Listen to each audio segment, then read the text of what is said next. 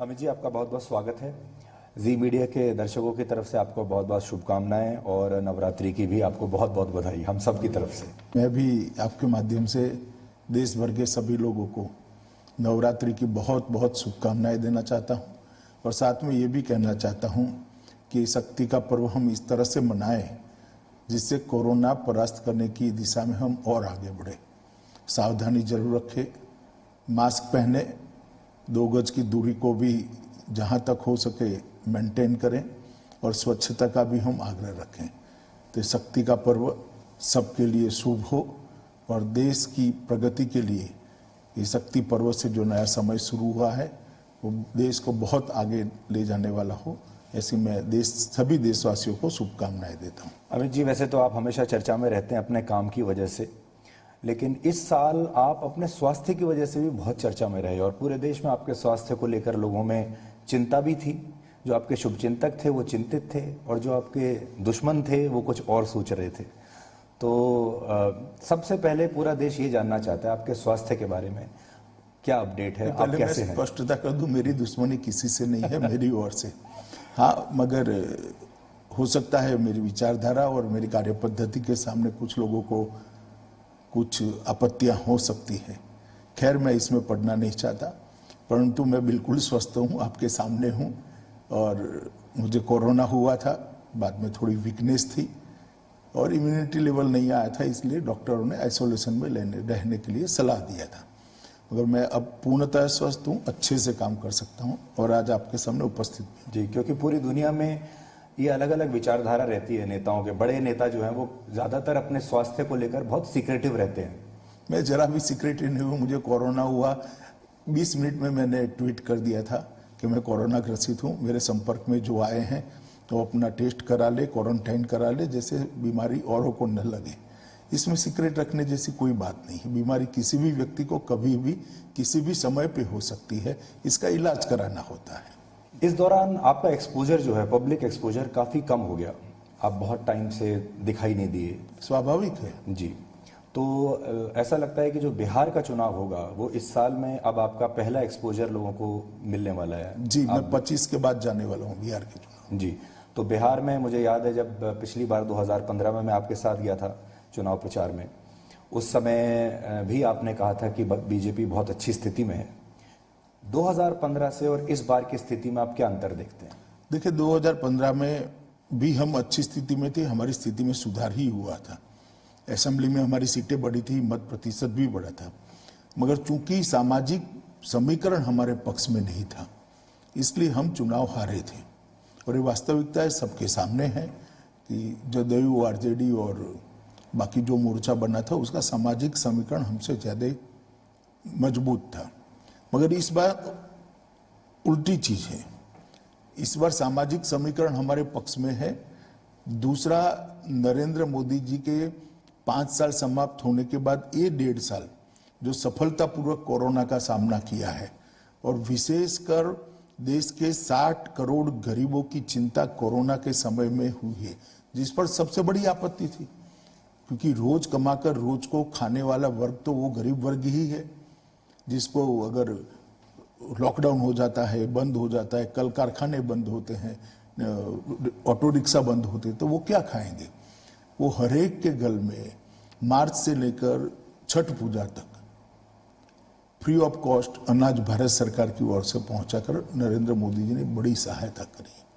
हर महिला के जनधन अकाउंट के अंदर पैसे भेजे, हर किसान के बैंक अकाउंट के अंदर 6,000 रुपया भेजा, हर दिव्यांग के अकाउंट में भेजा, हर वृद्ध व्यक्ति के अकाउंट में पैसा भेजा है।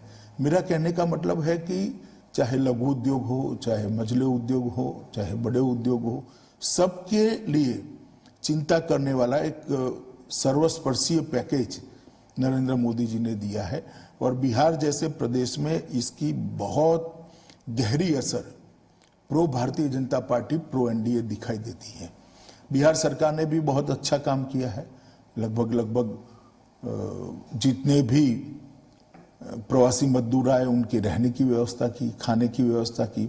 जाने के क्वारंटाइन पीरियड समाप्त होने के बाद 1,000 रुपया उनको मुआवजा दिया गया। और आज बिहार का रिकवरी रेट 90% क्रॉस कर गया है, लगभग 94% के आसपास है, जो देश में सर्वाधिक रिकवरी रेट में से एक है। आप जानते हैं बिहार का हेल्थ इंफ्रास्ट्रक्चर स्वाभाविक रूप से बाकी राज्यों की तुलना में निर्बल माना जाता था, फिर भी 94% का रिकवरी रेट मैं मानता हूँ नीतीश सरकार की बहुत बड़ी उपलब्धि है। तो मोदी जी के नेतृत्व में भारत सरकार और नीतीश जी के नेतृत्व में एनडीए की बिहार सरकार, ये दोनों ने जो कोरोना में काम किया है, मैं मानता हूं कि इस चुनाव में हमारी बहुत बड़ी जमा पूंजी है जिसका फायदा हमें होने जा रहा है और सामाजिक समीकरण हमारे पक्ष में है। आपको याद होगा जब ये कोविड-19 का सिलसिला शुरू हुआ था तो उस समय प्रवासी मजदूरों की बहुत बड़ी समस्या बन गई थी, मीडिया में भी बहुत उसका हाइप हुआ था और उस समय ऐसा लगता था कि जैसे स्थिति जो है वो कंट्रोल में नहीं है, जिस तरीके से लोग बाहर निकल गए थे। आपको ऐसा लगता है कि उस स्थिति का, उन तस्वीरों को आपको लाभ होगा या उसका नुकसान भी हो सकता है? और ये पहला रेफरेंडम है उस पर देश का, क्योंकि ये पहला चुनाव है अब इस दौर में। देखिए, इसमें कोई दूर राय नहीं कि काफी कुछ लोग पैदल चले गए, धैर्य खो बैठे, व्यवस्था हो इसके पहले, मगर वास्तविकता एक ही है, ये भी है कि सिर्फ बिहार में 1500 से ज्यादा ट्रेनें गई हैं अलग अलग राज्यों से और उनको सलामत रूप से अपने घर में पहुंचाया गया है। वास्तविकता ये भी है कि 2.5 करोड़ मजदूरों को ट्रेनों, बसों और अन्य सलामत मार्गों से घर पे पहुंचाए गए हैं, मगर एक साथ सबको ले जाने की व्यवस्था करना शायद संभव नहीं था और कुछ राज्यों में स्थिति भी ऐसी हुई, विशेषकर महाराष्ट्र में, कि उनको रेलवे स्टेशन पर पहुंचाने की या उन तक के संदेश पहुंचाने का कम्युनिकेशन गैप भी रहा, तो इसके कारण लोग अपने अपने रास्ते से चल पड़े।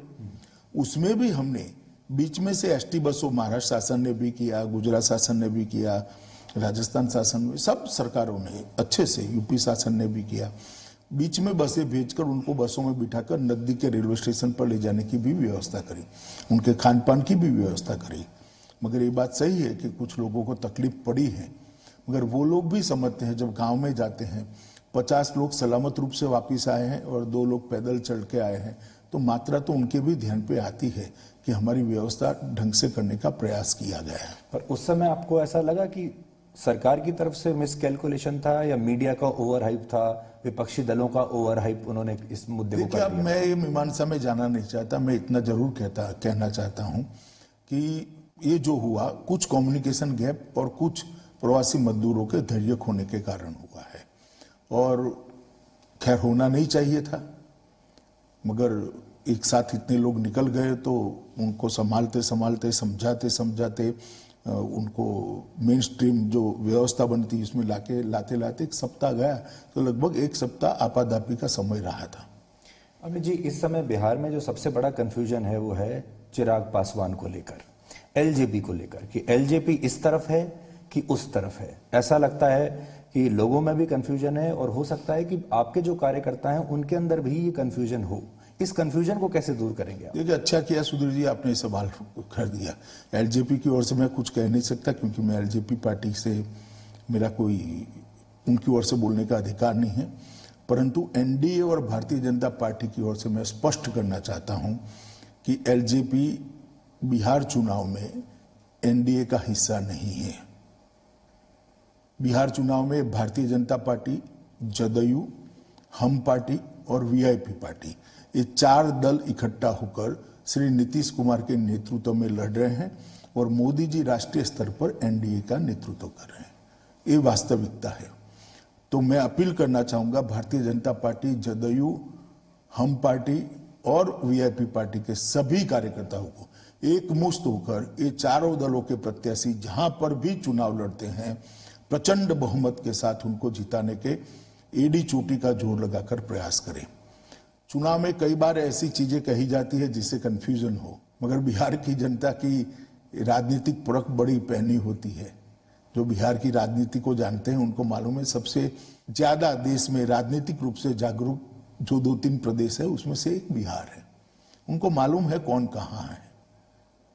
अखबार में फोटो लगाने से या पोस्टर में फोटो लगाने से कुछ नहीं होता।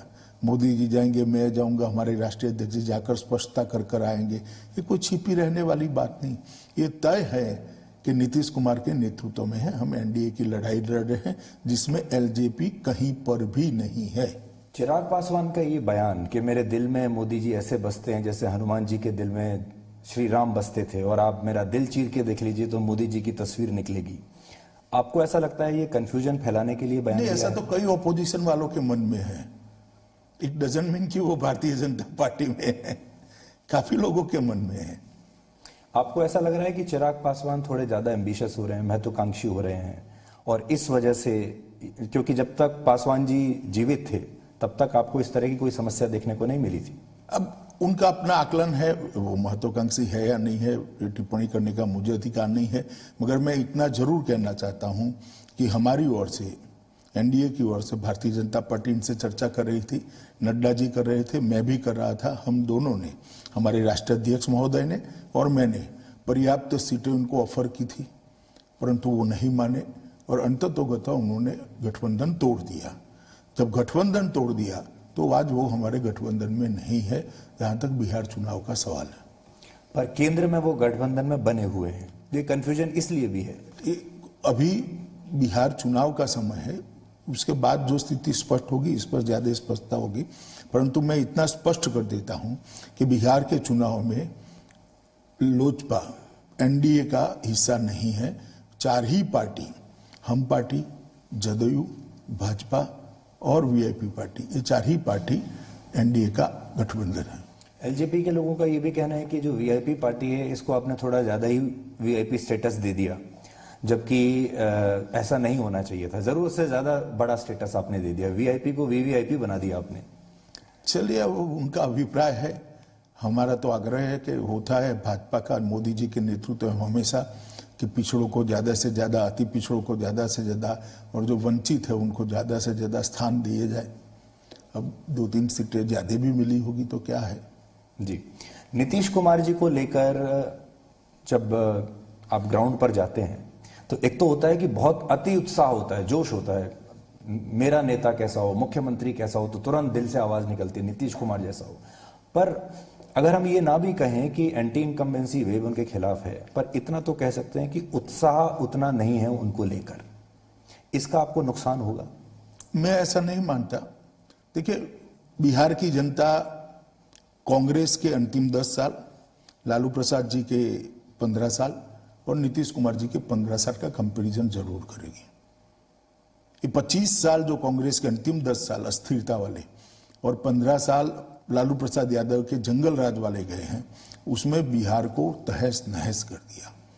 ढेर सारे नरसंहार होना, कितनी फिरौतियां, कितने लोग पलायन कर जाना, इंडस्ट्री पलायन कर गई, व्यापार पलायन कर गया, प्रोफेशनल पलायन कर गए, शिक्षा का पूरा खाका, एक जमाने में सबसे ज्यादा आईएएस आईपीएस बिहार से आते थे, पूरा बिहार का शिक्षा का खाका तितर बितर हो गया, शिक्षा के अंदर भ्रष्टाचार पहुंच गया।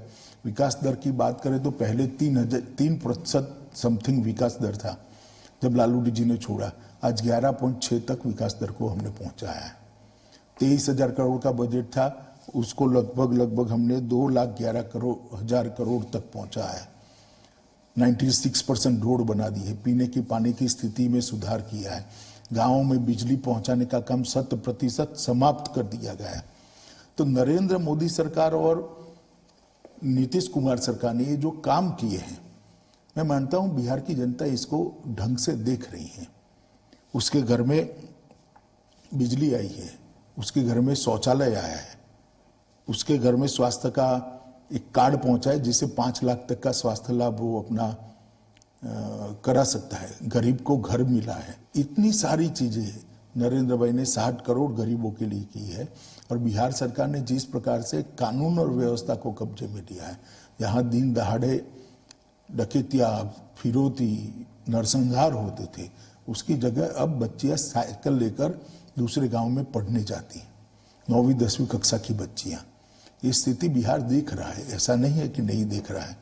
और जब वोट डालने जाएंगे तो एक और तो कोरे वादे हैं और एक भयावह बैकग्राउंड है, दूसरी ओर कॉन्क्रीट नक्कर किया हुआ काम है और आगे की ठोस रणनीति है।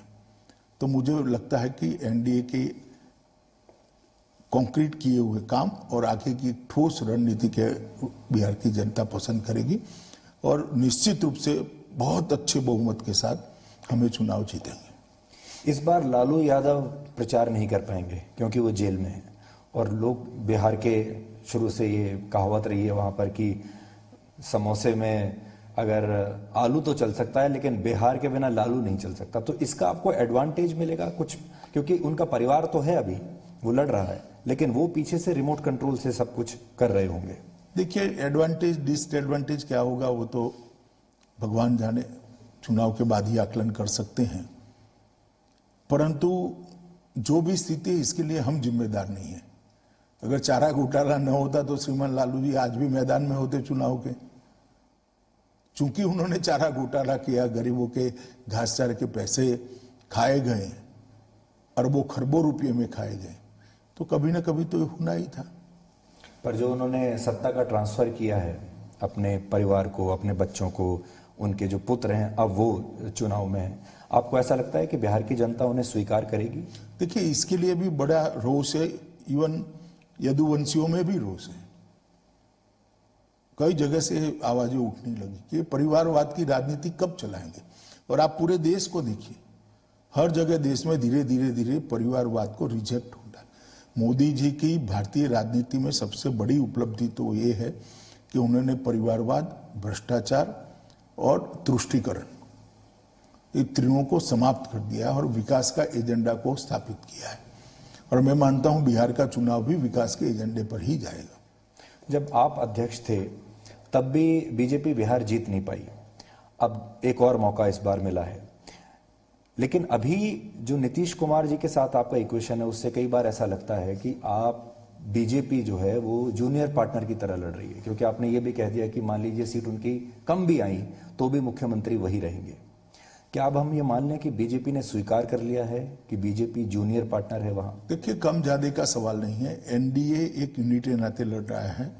हम 2/3 से ज्यादा बहुमत से जीतेंगे और नीतीश कुमार जी हमारे मुख्यमंत्री होंगे।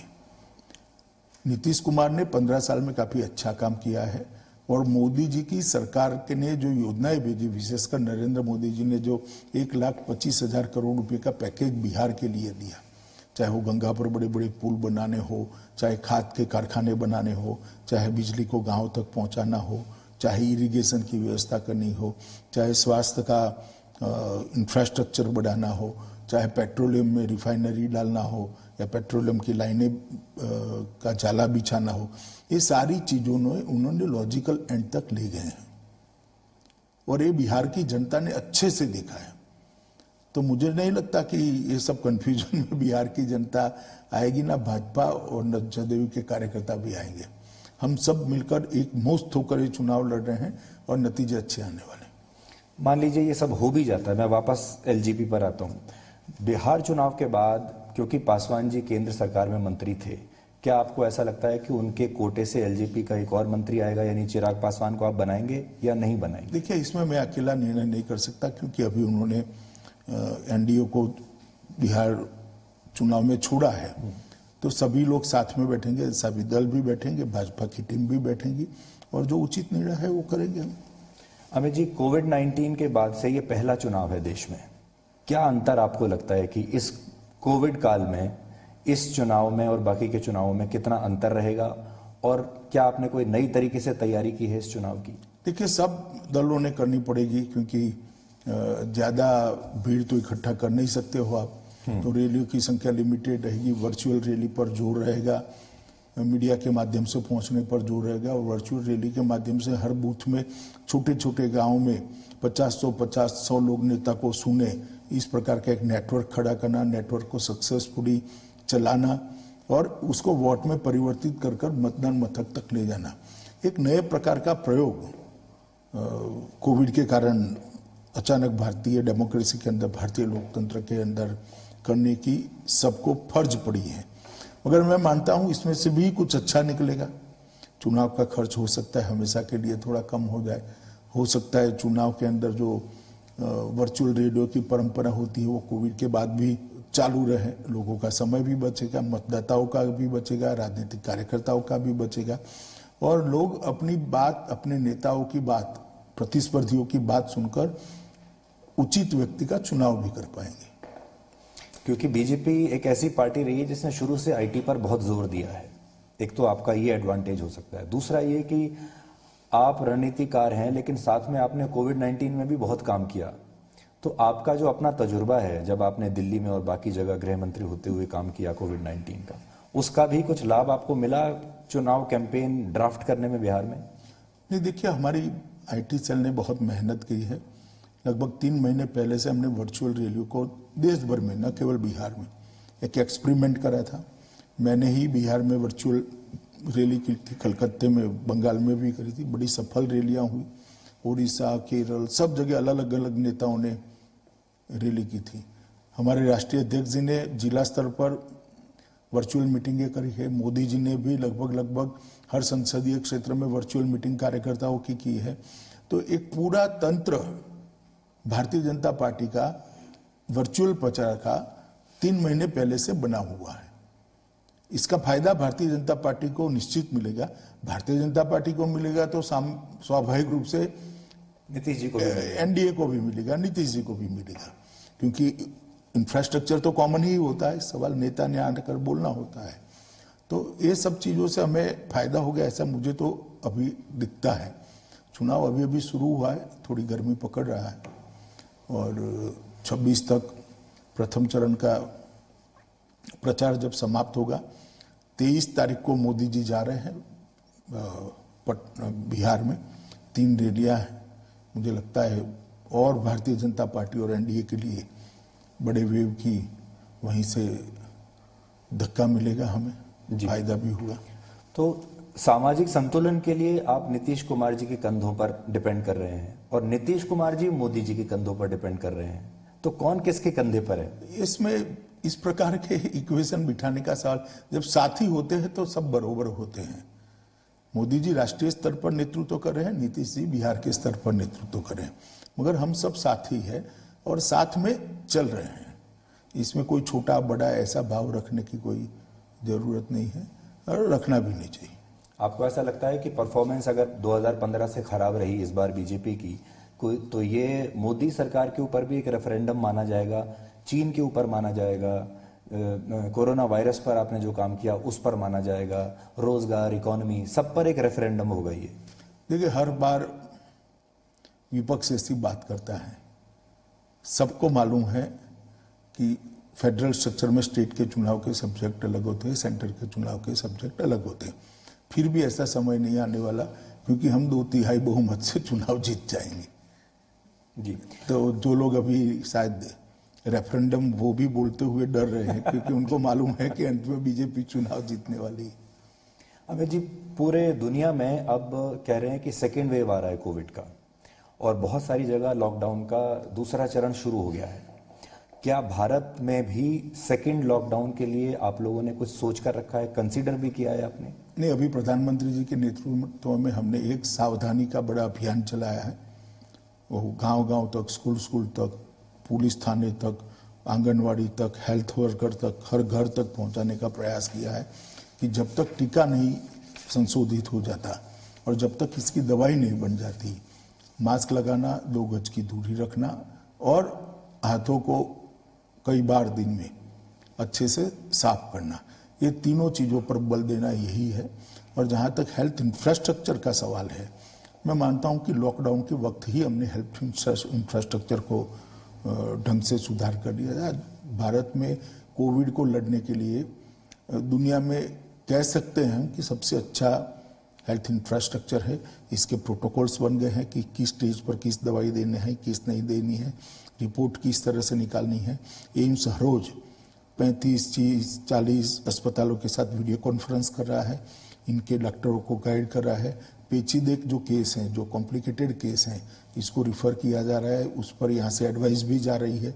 इसके कारण मृत्यु दर भी कम हो रहा है और रिकवरी रेट बहुत तेज़ी से बढ़ रहा है।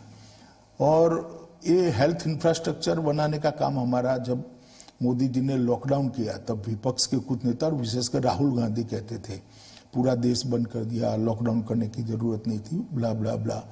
आज उनको मालूम नहीं है कि अगर लॉकडाउन न करते और उस वक्त फीका था, तो बगैर हेल्थ इंफ्रास्ट्रक्चर के लाखों करोड़ों लोग मर जाते। पर वो तो अभी भी मानने के लिए तैयार नहीं है। वो तो उनको तो हर चुनाव में जनता ही मनाएगी, मैं और आप नहीं मना पाएंगे। परंतु हेल्थ इंफ्रास्ट्रक्चर बन गया है, वास्तविकता है। क्योंकि मृत्यु दर तो कोई मेहनत नहीं कर सकता। मृत्यु ऐसी चीज है जिसको कोई छुपा नहीं सकता। रिकवरी रेट कोई मैनेज नहीं कर सकता। व्यक्ति रिकवर होकर घर पे जाता है तो ही जाता है, अदरवाइज तो अस्पताल में होता है। तो ये दोनों आंकड़े प्रति 10 लाख के ले रहे तो हम दुनिया में बहुत अच्छी स्थिति में है, जो बताता है कि भारत ने इसको अच्छे से किया। पहले टेस्टिंग किट यहाँ नहीं बनती थी, अब स्वदेशी टेस्टिंग किट बन गए। पहले 2-5 लेबोरेटरियाँ थी, अब हजारों की संख्या में लेबोरेटरी हो गई। 10-10 लाख टेस्ट होने लगे, करोड़ों टेस्ट हो गए। और वेंटिलेटर भी स्वदेशी बन गए।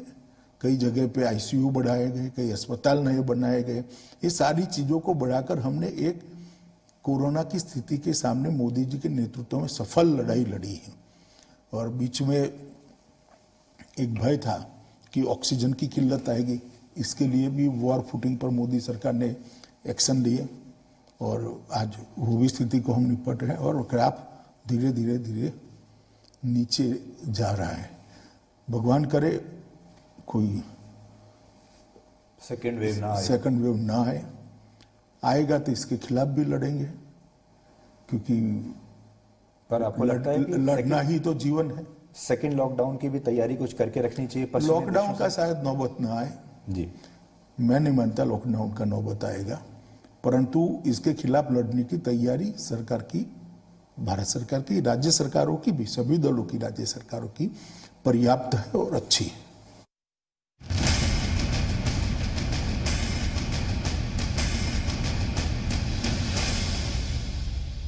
दो दिन पहले कांग्रेस पार्टी के एक नेता हैं शशि थरूर, उन्होंने पाकिस्तान में एक लिटरेचर फेस्टिवल में बोलते हुए कहा कि पाकिस्तान ने भी भारत से ज़्यादा अच्छा काम किया है कोविड के कंट्रोल को लेकर। तो और आपने देखा होगा कि कांग्रेस पार्टी के जो नेता हैं वो पाकिस्तान में बहुत दिलचस्पी दिखाते हैं और पाकिस्तान उन्हें बहुत अच्छा लगने लगा, फिर से वापस पाकिस्तान की तारीफ हो रही है। तो आप गृह मंत्री हैं, आपने इतना काम किया, जब आप ही के देश का एक नेता पाकिस्तान में जाकर ये कहता है कि Pakistan is better than India. देखिए, इसमें मुझे कोई आश्चर्य नहीं होता। कांग्रेस शुरू से ये कर रही है। अपीसमेंट के लिए, वोट बैंक की राजनीति के लिए पाकिस्तान की पीठ थपथपाना कोई नई बात नहीं है। स्वयं राहुल गांधी ने कहा कि कश्मीर में धारा 370 हटाने के बाद जब अंतर्राष्ट्रीय मंचों पर चर्चा हो रही थी, इमरान का समर्थन हो जाए, इस प्रकार के स्टेटमेंट उन्होंने भी दिए थे। मणिशंकर अय्यर ने भी कई बार दिए, अब शशि थरूर दे रहे हैं। मगर मैं देश की जनता को इतना जरूर कहना चाहता हूं कि अपनी ओछी अपीसमेंट की पॉलिटिक्स के कारण जो लोग देश के हितों को ताक पर रखते हैं, देश के सम्मान को ताक पर रखते हैं, उनको पहचानने की जरूरत है। और अब वो एक्सपोज हो चुके हैं, ये अब नहीं चलेगा। देश की जनता उनको जान चुकी है।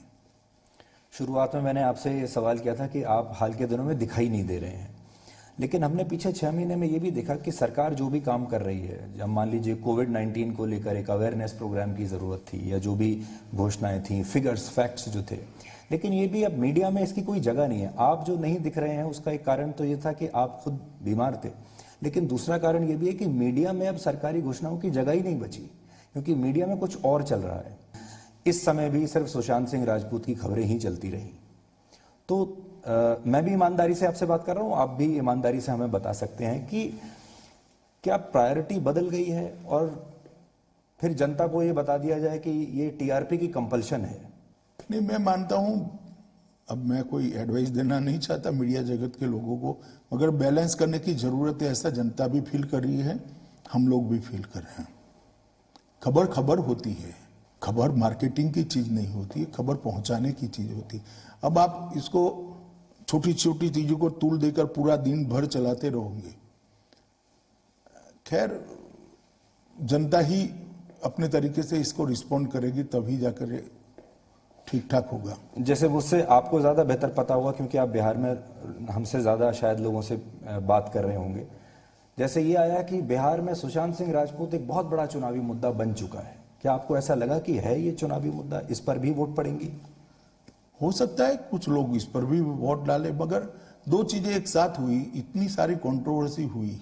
मुझे आश्चर्य इस बात का था कि महाराष्ट्र सरकार ने क्यों सीबीआई को पहले नहीं दे दिया। सुप्रीम कोर्ट को, देश के उच्चतम न्यायालय को फैसला करना पड़ा और बात लिंगरिंग हो गई तो बड़ी हो गई। अगर पहले से ही सीबीआई को दे देते, इनके परिवार की अगर मांग है, और सीबीआई को दे देते तो बात खत्म हो जाती वहां पर।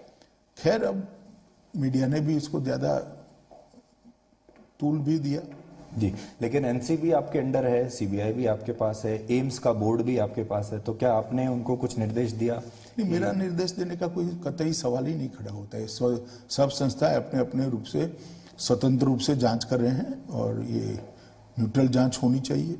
भारत सरकार, कम से कम नरेंद्र मोदी सरकार, इस प्रकार की चीजों में विश्वास नहीं रखती है कि हम एजेंसियों की जांच के अंदर कोई राजनीतिक निर्देश दें। तो आपकी तरफ से इस मामले को लेकर कोई ना जी, ब्रीफिंग नहीं की? ब्रीफिंग एक भी नहीं हुआ, वो तो छोड़िए।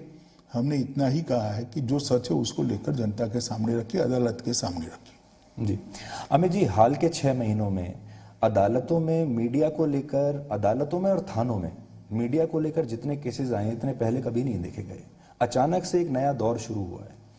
अदालतें सरकार से पूछती हैं आपके पास क्या मैकेनिज्म है, आप क्या कर रहे हैं। थानों में जब केसेस जा रहे हैं उसमें राजनीति होती है, गलत को सही, सही को गलत। आजकल जो कुछ हो रहा है इसको लेकर, क्योंकि आप देश के गृह मंत्री, इसलिए मैं आपसे पूछ रहा हूं, ये टीआरपी घोटाला हुआ है, इसको लेकर आपसे पूछ रहा हूं कि इसको लेकर क्या चिंतित हैं आप?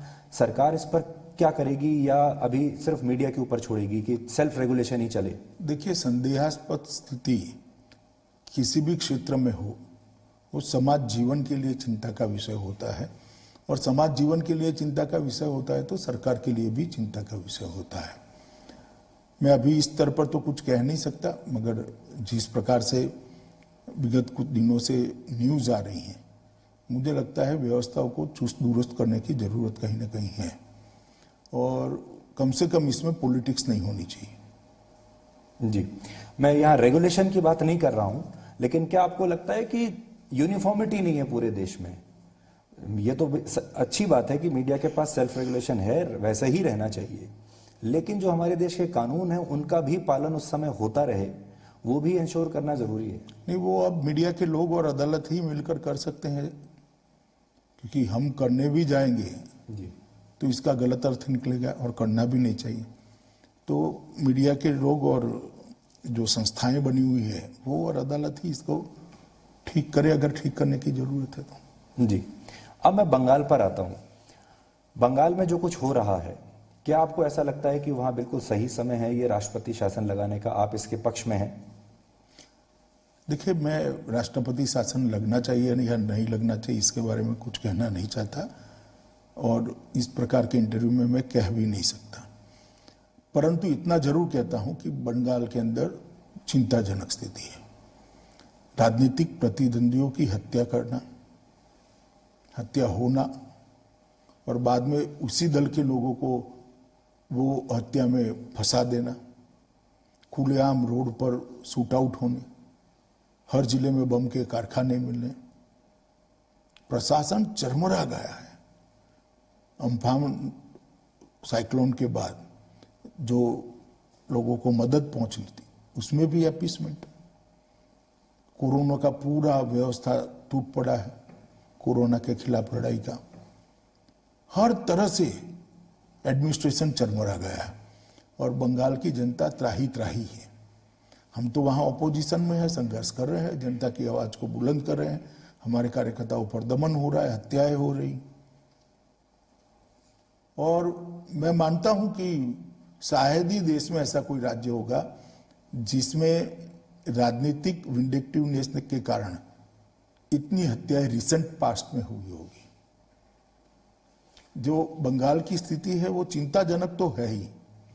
राष्ट्रपति शासन एक अलग विषय है, इसके संवैधानिक पैरामीटर्स भी है, और ये फैसला इस प्रकार के इंटरव्यू में आना से नहीं होता है, इसकी एक प्रक्रिया होती है, परंतु चिंताजनक हालत है। जब ममता बनर्जी विपक्ष में थी तब यही आरोप वो सीपीएम के खिलाफ लगाती थी और तब राष्ट्रपति शासन की मांग भी करती थी। अगर उस बेंचमार्क से आप जाना चाहेंगे? नहीं, देखिए, मांग तो हमारे कार्यकर्ता भी कर रहे हैं, भाजपा के कार्यकर्ता भी मांग कर रहे हैं, मगर सरकार को बैलेंस तरीके से सोचकर आगे बढ़ना होता है।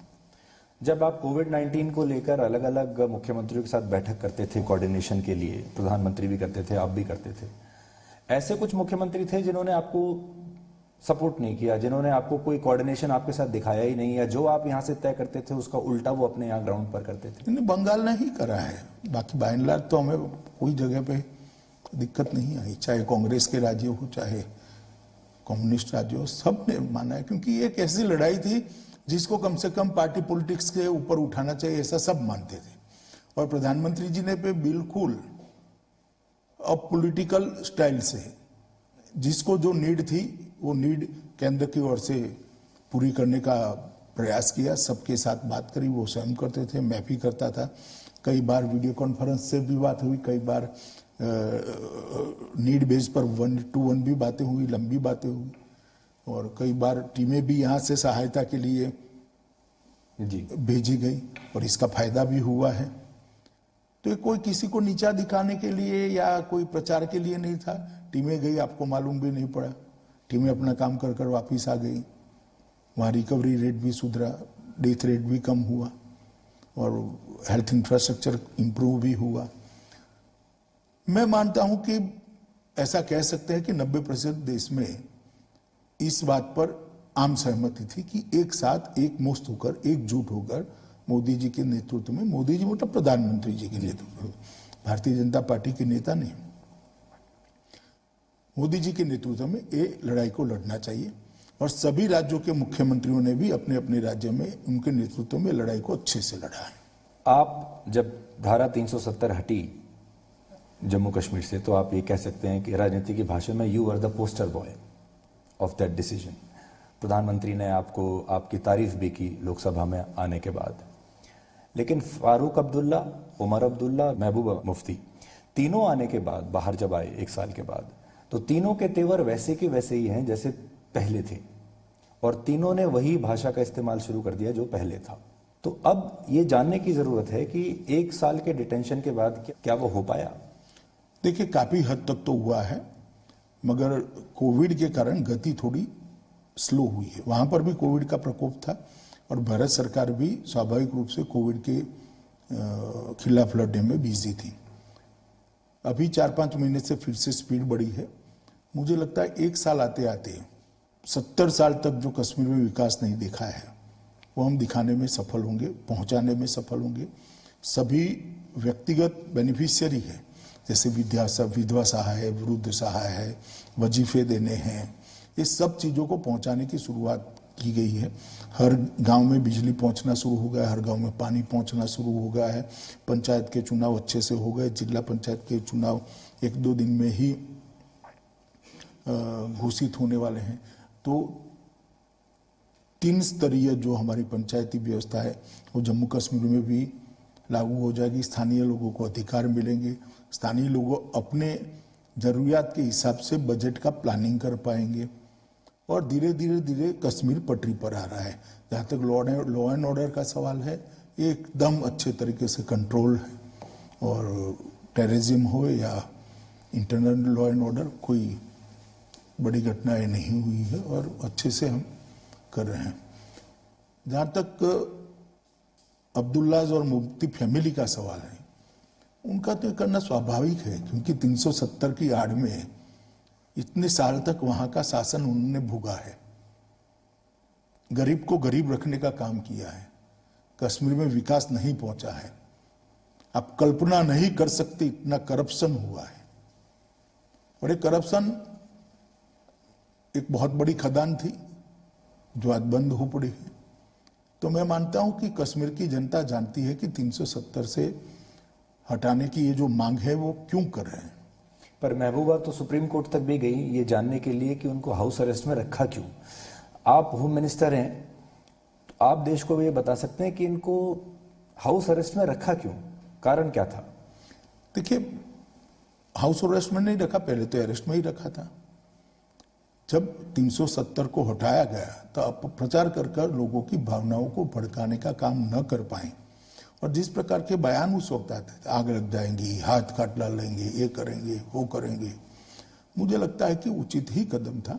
और जैसे ही स्थिति नॉर्मल हुई, सब बाहर है, अपनी अपनी पार्टी भी चला रहे हैं, और चलाए, कोई आपत्ति नहीं। इस देश में कई पार्टियां हैं, चलती है, जम्मू कश्मीर में भी चलनी चाहिए।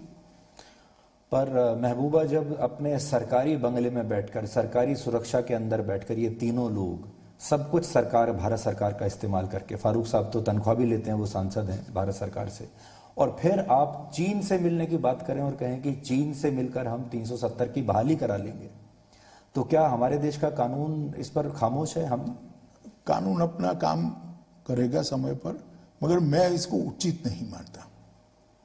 आप कुछ, ये भाषा उचित नहीं है। कोई कार्रवाई इस पर? कार्रवाई देखेंगे, अभी जम्मू कश्मीर सरकार से रिपोर्ट आएगी बाद में, परंतु इसको हम उचित नहीं मानते। अब आखिरी विषय अमित जी है चीन। आपको ऐसा लगता है कि चीन को जज करने में, समझने में हम लोगों से गलती हुई? क्योंकि पहले तो हमने बहुत दोस्ती के हाथ उनको बढ़ाए थे, ममल्लापुरम में भी किया हमने, वुहान में भी किया हमने, साबरमती में भी किया, तो हम जज नहीं कर पाए चीन को। देखिए, दो चीजें हैं, मैं आपकी बात से बिल्कुल सहमत नहीं हूं। किसी भी व्यक्ति से रिश्ते सुधारने का प्रयास करना, इसमें कोई बुराई नहीं हो सकती। बिगड़े हुए रिश्ते पड़ोसियों से सुधारने ही चाहिए, मगर सुधारने की लड़क में हमारे हितों की बलि नहीं चढ़नी चाहिए। हमने सुधारने का प्रयास किया, जब भी हमें लगा कि हमारी सीमाओं पर अतिक्रमण का प्रयास हो रहा है, हमने आंख में आंख डालकर जवाब दिया है। ये 62 वाली स्थिति नहीं है। रिश्ते सुधारने का प्रयास हमने पाकिस्तान से भी किया था, चीन से भी किया था, सबसे करना भी चाहिए, मगर जब आप योग्य प्रतिभाव देने की बजाय अलग तरीके से बर्ताव करोगे, तो उस वक्त हमारा स्टैंड अलग होगा और देश की सीमाओं की सुरक्षा के लिए कटिबद्धता का होगा, जो मोदी सरकार ने अच्छे ढंग से कर दिखाया है। तो क्या हम 2 फ्रंट वॉर के लिए तैयार हैं? जैसे अभी बात हो रही है, पाकिस्तान और चीन के दोनों फ्रंट एक साथ अगर खुलते हैं तो? मैं नहीं मानता ऐसी नौबत आएगी। अभी कूटनीतिक स्तर पर भी बात हो रही है और सेना के अधिकारियों के बीच में भी बात हो रही है। आशा करनी चाहिए रास्ता निकल आएगा, अच्छा रास्ता निकल आ जाए। मगर मैं इतना कह सकता हूं कि भारत की 1 इंच की भूमि पर कोई अतिक्रमण नहीं कर पाएगा। पर ये भारत सरकार का अटल निर्णय है। पर गलवान के बाद उन्होंने अतिक्रमण किया है या नहीं किया है? देखिए, अभी मैं फिर से एक बार कहता हूं, भारत की भूमि पर 1 इंच अतिक्रमण छोड़ दीजिए, अंदर गप्पे लगाते 12 किलोमीटर अंदर आ गए, 30 किलोमीटर, 1 इंच भी भूमि हमारी किसी के हाथ में हम नहीं जाने देंगे। वैसे राहुल गांधी ने कहा था कि उनके पास है फॉर्मूला 15 मिनट वाला, तो आप उनसे भी सीख सकते हैं। भैया, वो 62 में ही कर लेते तो इतने हजारों वर्ग हेक्टर भूमि न चला जाता। उस वक्त के तो प्रधानमंत्री ने आसाम को कह दिया, बाय बाय आसाम, आकाशवाणी पर, और कांग्रेस पार्टी हमें यह नसीहत दे रही है। आपके परनाना की सरकार थी तभी जमीन जाती रही। हमारे समय में कम से कम हमने डटकर मुकाबला किया है। मैं तो गर्व करता हूं बिहार रेजिमेंट के उन जवानों पर, जिन्होंने इतनी हड्डियां गलाने वाली ठंड में भी रात को मुस्तैद रहकर हमारे देश की सीमा की सुरक्षा की है और कठोर जवाब दिया है, शहीद भी हुए हैं। अब इसमें लेटेस्ट ये है, जो मैं आपसे बिल्कुल ताज़ा बात जो कर रहा हूँ, वो ये कि लेह में जब आप अपना लोकेशन फीड करते हैं तो लेह को, वो जम्मू कश्मीर को चाइना का हिस्सा दिखा रहे हैं उनके फ़ोन में जो मैप्स हैं। इसी तरीके से जो उनके फ़ोन हैं चाइना के, वो अरुणाचल प्रदेश को भारत का हिस्सा दिखाई नहीं रहे। तो ये एक IT वॉर में भी तब्दील हो गया अब। नहीं, देखिए, ये आज से नहीं है। मैंने बोला ना, आज़ादी के समय से 62 से विशेष करे चल रहा है, और हम इसके खिलाफ तो लड़ रहे हैं। हमारी जो हक की लड़ाई है बातचीत में, वो इसी के तो खिलाफ है। कोई सॉल्यूशन आप देख रहे हैं नियर फ्यूचर में? सॉल्यूशन तो अब वार्ता से ही आ सकता है, वार्ता चल रही है, देखिए सबने आशा करनी चाहिए कि अच्छा सॉल्यूशन निकले। अभी तक अपने देश में दिवाली जब भी आती थी तो चाइना का अच्छा खासी भूमिका रहती थी बाजारों में। इस बार कुछ कमी देखते हैं आप दिवाली पर? निश्चित रूप से कमी दिखाई पड़ती है बाजारों में, अखबारों में मैं तो पढ़ता हूँ, ज़्यादा बाजारों में गया नहीं, मगर देश की जनता के मन में भी गुस्सा तो है। जी अमित जी, आखिरी सवाल ये है कि आप खुद बीमार रहे, कोविड-19 का से आपने मुकाबला किया, एक व्यक्ति के तौर पर, व्यक्तिगत तौर पर और एक नेता के तौर पर ये नई स्थिति ने आपको कैसे चेंज किया है? जब आप अस्पताल में रहते होंगे तो आपको समय मिला होगा आत्ममंथन करने का, as a person also, as a politician also. और आप जैसा जो पॉलिटिशियन है जो लगातार बाहर घूमता है, अगर वो कमरे में बंद रह जाए तो वो भी अपने आप में एक सजा से कम नहीं होगा। नहीं, देखिए बहुत समय से पढ़ाई लिखाई का टाइम नहीं मिला था, खासे 1.5 महीना मुझे पढ़ाई लिखाई का टाइम मिल गया। दूसरी बात, कई सारी चीज़ों को पीछे मुड़कर देखने का, सोचने का अवसर भी मिला। कई गलतियां मुझसे स्वयं से कहाँ हुई, क्या हुई, इसका एनालिसिस भी किया और आगे के लिए वो गलतियां न हो इसके लिए अपने आप को तैयार भी किया। और विशेषकर पढ़ाई लिखाई पर मेरा ज़्यादा ध्यान रहा। कोई इस प्रकार से ईश्वर कृपा से मैं बीमार नहीं रहा कि जिससे पढ़ने लिखने में या उसमें कोई बड़ी बाधा आ जाए। संपर्क विहीन जरूर रहा, परंतु कमरे के अंदर स्थिति इतनी कभी बिगड़ी नहीं कि लिखने पढ़ने में मुझे तकलीफ हो। तो बहुत ज़्यादा समय तो पढ़ाई लिखाई में ही गया है। So this is a better version of Amit Shah. वो तो समय ही तय करेगा। जी, आपका बहुत बहुत शुक्रिया अमित जी, ये समय निकालने के लिए। Thank you so much. जी, अंत में मैं बिहार की जनता को निवेदन करना चाहूँगा कि नीतीश जी के नेतृत्व में और देश में मोदी जी का जो नेतृत्व है, इस पर आशीर्वाद देते हुए आप बड़े बहुमत के साथ एनडीए की सरकार को बिहार में विजयी बनाइए। आप सबका बहुत बहुत धन्यवाद। Thank you sir.